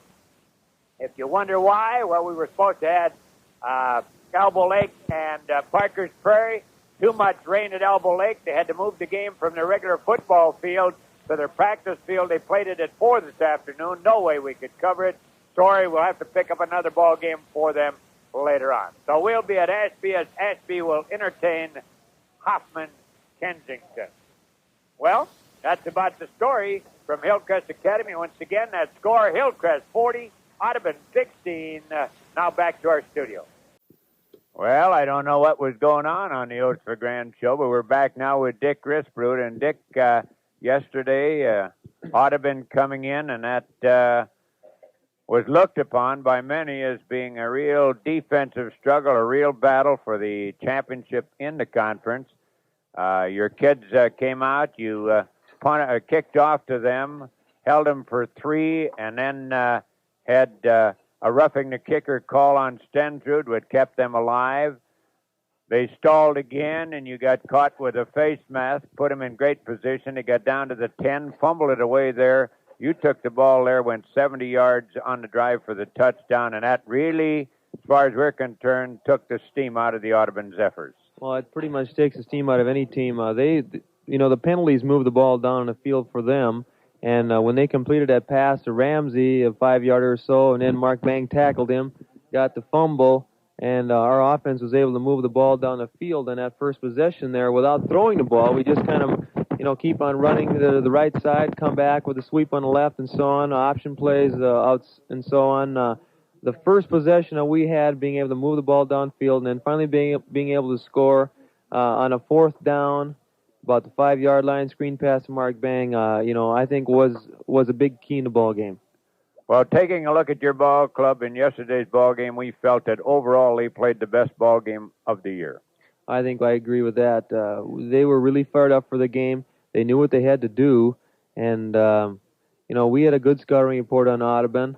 It looked like an encyclopedia that we had to read for about a week and a half to get it done. But we had a lot of their plays, and they really didn't do much that we hadn't scouted them for. They ran that halfback option pass a few more times than we thought they would. But when we knew they were going to pass, we moved back into a 3-2-4 defense, and when we thought they were going to run, we just ran 3-4-2 and just brought our outside linebackers up or deep, depending upon the situation. And the defense, especially the defensive line, I think was tough yesterday again. We started Stensrud at defensive tackle and Rod Berg at nose guard, and after they caught us on a couple counters, put Stensrud in at nose guard, and it caused them a lot of problems with their center, and even maybe a couple of snaps being a little jiggly, and because of the pressure that he puts on and getting in the backfield. And Rick Nielsen's the other defensive tackle. Then we moved up John Christensen on the other side, and old John came through at 9 tackles again and led our team there in that category. We picked our 3 stars yesterday. We had John Christensen as one. We felt that he has really come on for you. He started out slow at the beginning of the year, but he's taken over in your last couple of ball games. Well, he's really proved himself, I think, on defense especially. He starts at the right end on offense, too, and we pass to him every once in a while, a little bit on little square outs and so on. He's a good blocker. But compared to last year, and he played on a JV team last year that we had, and got on the weights and took it seriously, and John's really improved himself as a football player. Okay, certainly a team win for you. But here you've got a kid by the name of Martinson, 10 for 35 through the first 4 ball games, hit, I believe, 6 or 7 in a row yesterday, all big passes to set that win up. Well, and then not only being 6 for 6 on a passing for 141 yards, but also 5 of the 6 were for touchdowns. And the other one was just a little quick out, a little 3-yarder to Mundus. But, after moving the ball downfield on the run, that first possession, then coming back the second time we had the ball, with the long pass to Mundus coming out of the backfield, we felt that on their 4-4 defense that the linebackers would play us a little bit tighter, because all we did in that first possession was, run the ball right, run the ball left. We caught him off guard on the first down and threw the bomb to Mundus, and he's wide open, and Martinson hit him with a strike. Okay, now looking at your defensive alignment, you had to be keying on Eilertson because he ran the ball most of the time. And I'm sure that you knew that Polizeski would throw the ball, but he was a disappointment to us because when he threw the ball, he did not have any mustard on the ball. Your kids could cover well, and we thought your secondary did, without a doubt, the best job of the year for him. Our pass defense has always been a concern. Ewan Hitterdall in our second game completed a number of passes inside our defensive secondary, and Underwood caught us on a bomb at one time, and And we worked on our pass defense. We have Mundus and Brent Martinson back there in the secondary, and we had Scott Growing going man-to-man on their flanker, Jay Peterson, and the other guy that comes in there. And we felt their flanker was their primary receiver, and then their right tight end is Steve Ramsey would be their second receiver, and then also their halfbacks coming out of the backfield. But we played them zone on defense, and I thought they covered good, and they got better as the game went along after they seen the patterns that they ran. Okay, anything else, Dick? Well, I guess, you can talk about the individuals, and it was a good team effort yesterday. It was a homecoming ball game for us. We played all our people, and, we dedicated the game to our parents yesterday before we went out, and with a halftime lead at 22-0, and the way that Mark Bang and Nick Mundus ran in the backfield, we were able to do a lot of substituting. A lot of kids got played, and, give them some experience and, keep their fire going also, for the rest of the season. We got a big game coming up now on Friday where we play Gary at Hillcrest, and I guess I don't know what to think about that Gary ball club. They were 2 touchdowns ahead of Audubon when they played them, and then Audubon came back and, beat them by a touchdown at the end. And Underwood beat Gary, and then Lake Park had a squeaker with them, I think 8-6. And now they come back and beat Norman County West at Norman County West homecoming.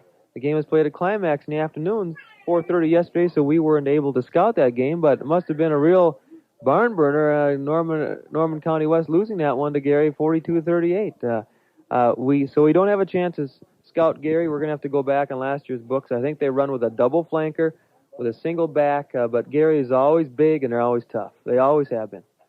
Right now, Dick, one big problem for you, the fact that your kids now have sewed up the Agassiz Valley South Championship. Psychologically, you got to keep them going. Could have a big letdown here this week, and that could hurt you. Well, it could. If you're looking down the road and not taking them games one at a time, you get burnt on it. You can look at it that we got 3 weeks to go to our playoff game, and the non-conference games that don't count, that we got to concentrate on that. Maybe we'll have a letdown. On the other hand, you can look at it that we have 3 weeks to prepare for our playoff game also. And a lot of teams don't know that if they're going to be in the playoffs until like the final game of the season, win or lose, and then they got 3-4 days to prepare. Hopefully, we'll find out who's going to win that Heartland 6 over there, either Hill City or Nevis, or find out what the tie-breaking system has been in the past for that conference, with each team having a one loss. Hopefully we'll be able to go over and scout one of those teams and see who we're going to play. The game will be played at Hillcrest, either October 29th or October 30th. Oh, it'd be an afternoon ball game. Goody gumdrop. That sounds great. Taking a look, though, at this, you have Gary coming up then, as you say, Friday afternoon at 3 o'clock. Now, of course, you're looking ahead. You got to look ahead. You've already won the conference, but not too far ahead. You'll have to be prepared for Gary, then probably play it a little bit cozy so that you don't reveal too much of your stuff to the clubs that you'll probably have to play. So you've got a psychological situation here that you're going to be in. You play on Friday, then you come back on next Wednesday, and then your last ball game up on Tuesday at Halstead, Hendrum, Climax, Pearly, and everything on the western side of Minnesota. Yeah, that's right. So any way you look at it, it's nice to be in the position we were in right now, with the game being won and so on, and, the conference championship is done. Something to look forward to. On the other hand, something to prepare for the next 3 weeks, and we have a JV game this morning at 10 o'clock. Oh, that should be a little damp. I'm sure they're nice and dry out there right now. They're playing Underwood on their field, and then we have another JV game coming up week from Monday against Herman. So we got a lot of football left before we get into playoffs, Oats. I'll tell you what now, we have Ann Williams coming in just a moment, but we have both you and Don Stuvey here, and we're going to digress a little bit from your football season and ask about your thoughts of the proposed change in high school football for the state of Minnesota, where we'll go by sections as far as all of the 5 categories are concerned. What's your thought? Well, I think that it's a good idea. a number of times, and I got to agree with the coaches that have been quoted in the papers, a number of times there's a team that will lose a first game or lose an important game, in the middle of the season, which disqualifies them for the playoffs. And this way, at least 8 teams get to make the playoffs in each section. We would be in Section 5, which has 11 teams, and it's the smallest section in 9-man football in the state. Some schools have 16 teams, I think, which is the largest, and ours has 11. And the schools would get together and rate the teams in on their record over the year, 1 through 8, and then they make the playoffs, play Tuesday, Saturday until the final 8. But I think it'd be an interesting situation, and it's something to look forward to for everybody to be in the playoffs, and hopefully it'll work out, and they'll vote for it. I know there's some conferences down in the South who are not in favor of it, and I don't know why. I've heard that the Pheasant Conference isn't going to vote for it, but those guys are always different down there anyway. Well, I think what you're going to find, Dick, when they say the Pheasant Conference or this conference is not going to vote for it, you're going to find the teams who are perennial contestants in the state playoffs are going to say, phooey, we're not going to vote for that.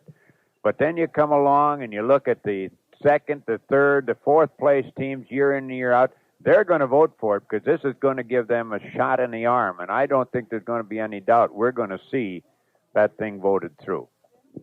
Don, what are your thoughts on it?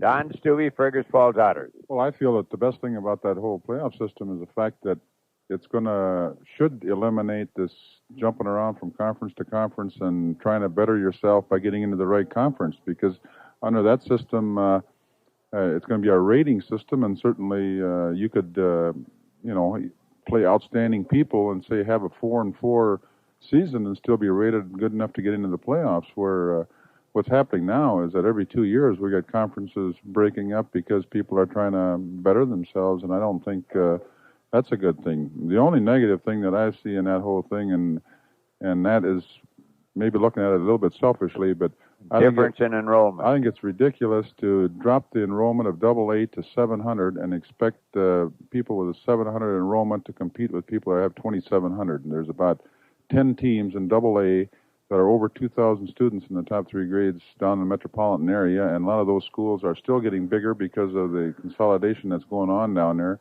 And I think it's just ridiculous that they can expect people with 700 to compete with them. I think the only true solution is to add one more class in there, and I think it would help everybody, including, those people that are around, 500, 400. By putting in one more class, I think you could have a system in which everybody could compete. Yeah, but Don, then you're going to have to go really to 2 more classes. But I agree with you. I've said for years now that they should have a metropolitan play down. Let the schools down there with the 2,000 populations have their playoff, the 10 teams down there, then make the classes. But I go down to the other end of the ladder where we have schools that are co-oping now, the smaller schools, and we see schools with 45 enrollment going against the bigger schools in the other. I would like to see them add a class down there where they would go to 6-man football, which would probably slow down a lot of the co-oping in the smaller schools, because then 3 less players would make a lot of difference for them. But I think the idea of this whole thing is great, and I think it's going to go through. Well, it's going to go through. There's no doubt about that. I just feel that, and the people that are opposed to the adding any classes are high school league. They're definitely opposed to adding any more classes, and personally, I can't see the reasoning behind it, because the more schools or players you can affect, the better program you're going to have. And I just personally feel that it's selfish on their part, because it's easier administration to run it the way it is now. Well, the thing is, Don, that we hear this song and dance that this is all for the kids. Everything is all for the kids, and then they turn around and they penalize those same kids because they're too lazy to get off their fat butts down to the state high school league and put in 2 more classes. Well, it's real. That statement comes real easy. Everything is for the kids. But I think as well as I do, you've fought people down there long enough to know that the 2 things that they look at is where are we going to make the most money, and secondly is what's the easiest to administer. And I think I'd add one more to that. what is the thinking and what does the metropolitan area want? Because the metropolitan area, in spite of the size of the board of directors and the whole works, does run the show. Well, there's no doubt they carry the weight down there. They don't carry a big stick, they carry a shotgun with it. Okay, Don, we don't want to get you involved in the State High School League thing because I'm on the outside and I can say what I think, even if Mr. Superintendent Baker should be listening in. First off, let's start in the win column in regards to yesterday's contest. I see Dick Rushford has the headset on. He's all ready to talk this morning. The community, or Hillcrest Academy Comets, defeated Audubon yesterday, 40-16. Another big win for the Academy Comets. Undefeated on the season, Dick. Looking good this year. Well, it was a good game for us.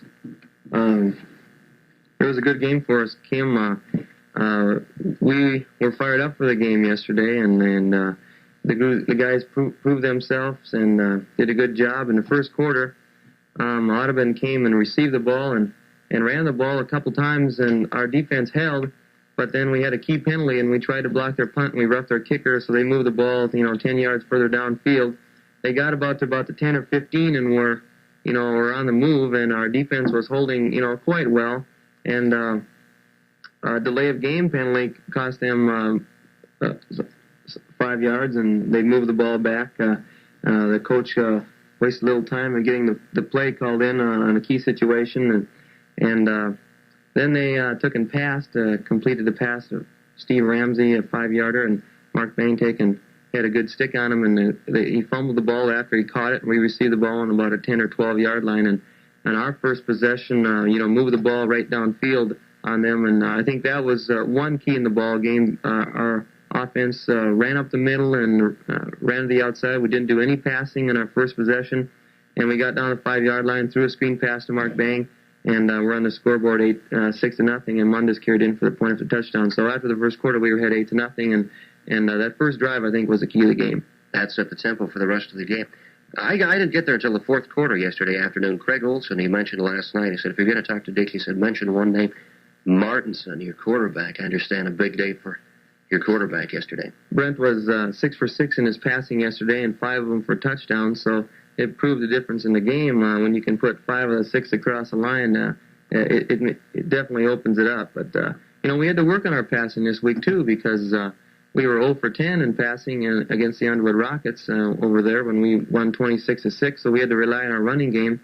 And eventually, you play a team you can't run against, and so we had to work on our passing. And fortunately, we were able to run against Audubon, too, but when they came up and expected our run, on our second possession, then in the second quarter, the first play from the line of scrimmage, we threw the bomb to Nick Mundus on a bootleg pass and sent the halfback right down the middle and caught him a little bit off guard. They had Audubon runs a 4-4 defense in 9-man football and plays the flanker man-to-man, so that's their 9th man.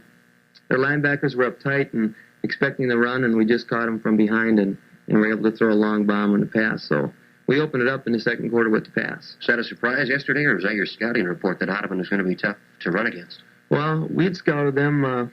I'd seen them play the first half at Rotsey, and they were ahead like 22-0 or 18-0, I think, against Rotsey, and they moved the ball downfield quite well. They run off tackle quite a bit with their powers, and they had an excellent halfback in Brian Eilertson.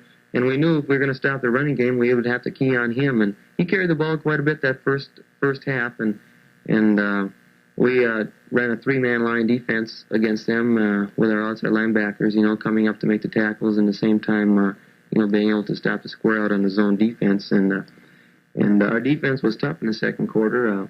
We gave up 31 yards rushing the first half, and 29 of those came on Audubon's first drive in that first quarter. So we got a couple quarterback sacks in the second quarter that cut down on their yards rushing. Game like that yesterday must instill a little confidence in your team as a whole, but I would think especially in the offensive unit, knowing that you had to come out yesterday and try that pass when you realized that there were going to be situations where the run wasn't going to be all that easy or all that possible. You came out, you said Brent Martinson, 6 for 6 passing. Looking good. They realized when they had the pass, they were able to do it pretty well. Well, it's a whole new aspect of your offense when you can complete those passes. Most coaches are satisfied with 50% passing, and if we can complete half of them, we can get some yardage. But anytime after that, it was all gravy. And he threw some long bombs yesterday, and Mundus caught 4 of the 6 passes, and Mark Bain caught the other 2. So, we ran our halfbacks out of the backfield, and it's difficult for the linebackers to take and cover them. They were in a man-to-man defense, and they had our ends pretty well covered, but the linebackers were just up too tight on defense to cover our halfbacks man-to-man. So, and the other defensive back was man-to-man on our flanker, so we just moved him outside and move our halfbacks right down the middle. So that's the way it worked in that first half. And it's nice to have the lead also at halftime, 22-0 in a big ball game like that. It takes kind of the wind out of their sails. And we came out in the second quarter with some different types of offense. Some things for them to talk about. At halftime we came out with a double split, where we have 2 guys split and only one back, and we threw up the middle and out to the side, and it's nice to have that comfortable lead at halftime, 22-0. In the third quarter, we just kept on passing then, and Brent Martinson threw another touchdown pass to Mark Bang on the same pass that he threw in the first quarter on a touchdown pass and a screen pass to the right, and this one a little bit longer. It was about a 30-yarder. And then third quarter again, Martinson threw to Mundus on just a straight pattern. We split Mundus out and threw the bomb to him and completed that one. And then our final score of the game came when Rod Berg intercepted a pass on the 7-yard line. They went back to screen pass, and on a screen pass, you want the lineman to rush in and go get the quarterback at the same time, try to read the screen pass, and intercepted it and ran in for the touchdown. So that was the end of the Hillcrest scoring. Final score yesterday, 40-16. You were leading 22-0 at the half. What do you do during the half to prevent a letdown in the second half? What do you tell the guys? I mean, obviously they know they can't go out and play lackluster, milquetoast football, but what do you do to try and instill that feeling in them that they have to go out there and keep playing their own game? Well, I think the importance of the game was a factor, too. If Hillcrest won the game yesterday, we would be in the qualifying round for the state playoffs, and they were thinking of that the whole time, and they knew that if we won the game, the first qualifying game would be played at Hillcrest at our home site. So it was a goal for the seniors, and we have 16 seniors on our 32-man squad, and they were ready to play and did a good job and fired each other up and came steaming out the second half too. Big crowd yesterday. People knew that was an important game for you. Well, it was our homecoming too, and a lot of parents were there. And before the game, we dedicated the game to our parents, whether they were going to be there or not, or whether the guys got a chance to play at all. And so homecoming, and a lot of people were there. A lot of alumni came back, and it was just an all-around good effort for the whole squad. What's up for Hillcrest now this up-and-coming week? Well, this week we played Gary at Hillcrest, and Gary pulled a surprise last night where they defeated Halstead-Hendrum 42-38 or something like that. It was a very high-scoring game. They played a game in the afternoon at 4:30 at Climax, which is also paired into there, with a Halstead-Hendrum Norman County West School, and so they surprised them, and Halstead had only lost one game, and this was a conference battle, and we'd thought that pretty much Twin Valley was a team to beat in the Northern Division. We played them the first game and beat them 32-8, and then because Twin Valley had beat Halstead, we thought that Twin Valley would have the hands in the Northern Division, and then we would have it in the South. But after Gary beat Halstead-Hendrum last night too, Twin Valley isn't a shoo-in because Twin Valley still has to play Gary, and they were ahead of Audubon also when Gary played Audubon, 14-0 or 12-0 before Audubon finally got back in the scoreboard and finally defeated them, by a touchdown or so. But Gary's going to be a team to be reckoned with on Friday. From the sounds of it, any idea how the tournament pairings or the playoff pairings are going to look right now, or do you really have any insight on that? Well, we know we're in the qualifying round, and the winner of our conference, which is the Agassiz Valley South, plays the winner of the Heartland 6 Conference. And the game we played at Hillcrest, the first playoff date, which is right around October 30th, October 29th, right around through there. 30th is on a Saturday, 29th is on a Friday. We have to talk to the schools and decide what we want to do. But the winner of the Heartland 6 hasn't been determined yet. It's between either Nevis or Hill City, I do believe. The first time they played at Nevis, Nevis won. I didn't know what the score was, but last night they played again at Hill City, and this time Hill City won. So it could be either one of those two teams, and I don't know if they go by defensive points allowed or by the total points or whatever they do to decide the conference champion over there. Who do you foresee the toughest teams to be reckoned with coming up in the tournaments now? Well, I don't know. They're all tough at this point, I guess so. The ratings are nice to have. We were ranked third in the state, but, you have to win them one at a time, and Coach Stuvey will tell you that anytime. And, it's too far to think ahead. We still got 3 games to play in our regular season, and we got to play Gary first. And even though they're non-conference games, it's going to see what kind of team they are, if they can get up for even those games too, and prepare themselves for the playoffs. Find out what they're made of. That's right. Yeah. The playoffs start in 3 weeks, but we have 3 games to play before then. We play Gary on Friday, and then the following Wednesday play Rothsay, and then the following Tuesday go up to Halstead-Hendron, which is going to be difficult up there, especially for the last game of the season, when we have the playoff game coming at following Saturday or Friday. So it's going to be interesting, I guess. So you'll be playing Friday, Tuesday, and then Saturday? We're playing next Friday, and then Wednesday, Wednesday, and then Tuesday, and then either Friday or Saturday after that for the next 4 ball games. Okay. You try and, you're playing Friday and then again on Wednesday. How do you change your practices in order to kind of hurry up the process and get ready for that game coming up real quick? Well, I guess I don't mind towards the end of the season, playing a lot of football games in a small amount of time. Coaches, want to have the week rest too, but at the same time, it gets kind of cold towards the end of the season, and the practices are difficult, at that time too. And the practices can't be as long if it's very cold. You can do your stretching inside and go outside and try to work on some things and have a chalk talk and so on. But towards the end of the season, it's basically a lot of talking about the other team. Hopefully we've reached our peak and are leveling out, and don't want to go downhill towards the end of the season. Just want to keep on improving ourselves and thinking about things that we can work on and talking about the other teams on.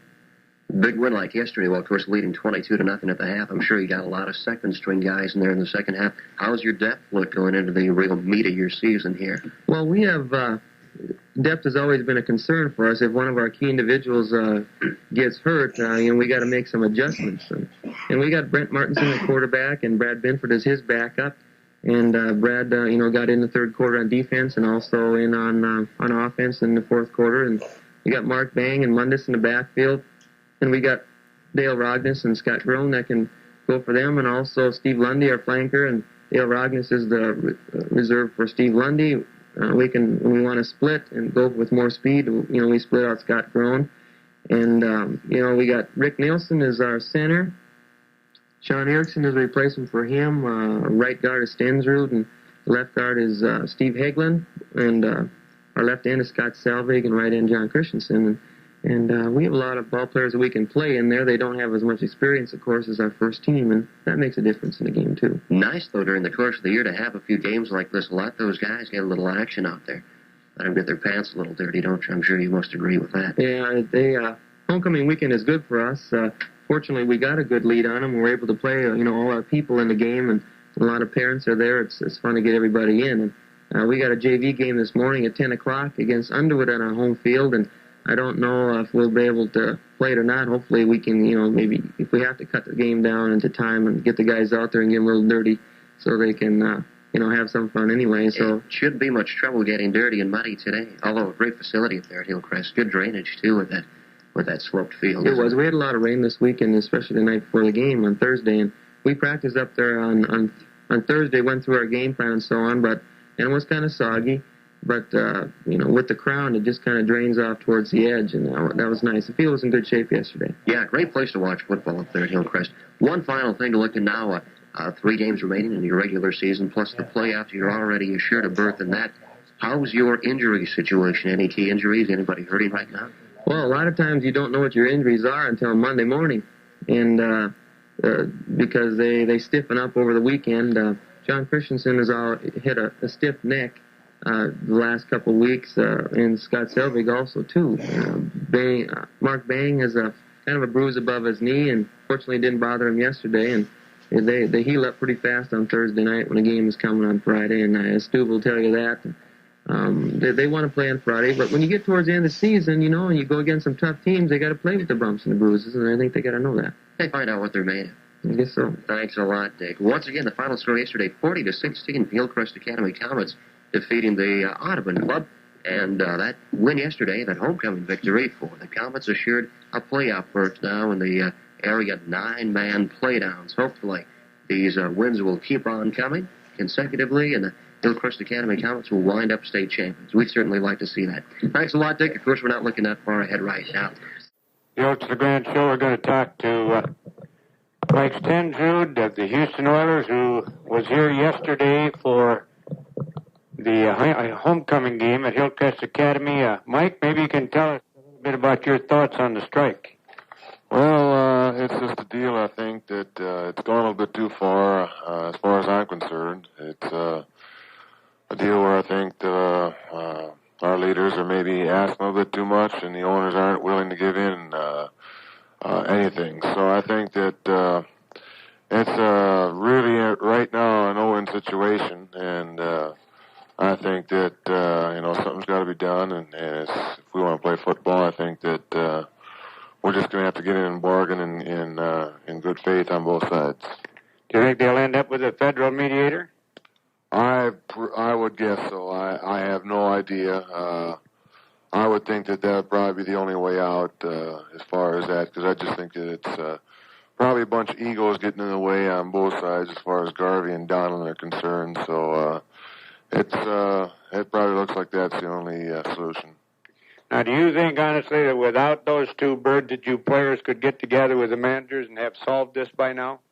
I don't know. I really think that the majority of the players want to play, and I think that the owners are willing, to give more concessions to us. But how much, I don't know. I really think that, I don't know. I'm looking at it from a selfish standpoint, and from a player standpoint, I think we deserve more because we are the major part of the sport. But then again, they're not budging. We're not budging, so it's just we're locking horns right now. Now, what's that going to do to the season? I guess you've got to cancel some ball games. I know a lot of the fellows have been working out to stay in shape, but still you aren't in that kind of shape that you should be in to play a football game. No, definitely. It's a deal where I think that I know when we first started the strike that we got together and we were practicing. First week we had like 40, 44 players there, and we were missing one or two. Now it's down to nobody's coming to practice. I came back to Iowa, and nobody's really showing up. So it's a deal where when we get back, it's going to take a good week and a half for all the players to get back in that kind of condition they were. And I really hope that it doesn't cause injuries and such things like that. And it's going to take a while to get back. And of course, one thing the players were talking about was having an all-star game. What did you think of that? I personally wouldn't have played in an all-star game for the simple reason that if you got hurt, you'd be left out in the cold when you came, when and if we signed a contract. So to me, these all-star games were probably good in the thought, but I personally wouldn't play in them. Now, of course, you are not one of the rookies who has to start with that low salary up there where it's livable, but it's got to be tough on those first-year guys that were not the big shots. Oh, it's tough on, I would say, probably 75% of the players right now. And even though I've been in the league 4 years, why it's the salaries are deceiving because the general public get to hear the quarterback salaries, Earl Campbell's, Walter Payton's salaries, and like Archie Manning's salaries. So it's a little deceiving as far as what the average football player earns. So it's a deal where a strike will definitely help me as far as income, but it's not going to help these higher paid players, and that's probably why I'm out right now. Okay, now one last question, and we'll let you go. What's Houston going to do the rest of the year? Well, that's a good question. The way I look at it, we're not playing any games, so we can't lose nothing. So, but I think that we got a real tough schedule. Every game is going to be tough, and the outcome probably won't be decided till that Sunday. We probably won't be picked to win too many of those games. It's probably a rebuilding year for us. It's I hope, on a positive note, I'd like to think that we're going to have a good season and win, but realistically, I think that we've got to look at it a standpoint of rebuilding and hoping for a good year the next year. Well, thank you very much, Mike, for stopping by and taking a little time with us on this Saturday to talk about the strike and about the Houston Oilers, and good luck. Well, thank you very much. Okay, we'll be back in 1 minute. We'll talk to Steve Unseth, volleyball coach, Hillcrest Academy Comets. Again, going to talk to Steve Unseth, as we said, Hillcrest Academy volleyball coach. Steve, 2 outings this week, and things are getting better. You win 1 out of the 3, but you can't win the 2 to make it. That's right, Oates. Tuesday night we won the first game, and Thursday night we won the second game, and maybe one of these times we'll win the third game. All 3 of them in one night. Yeah.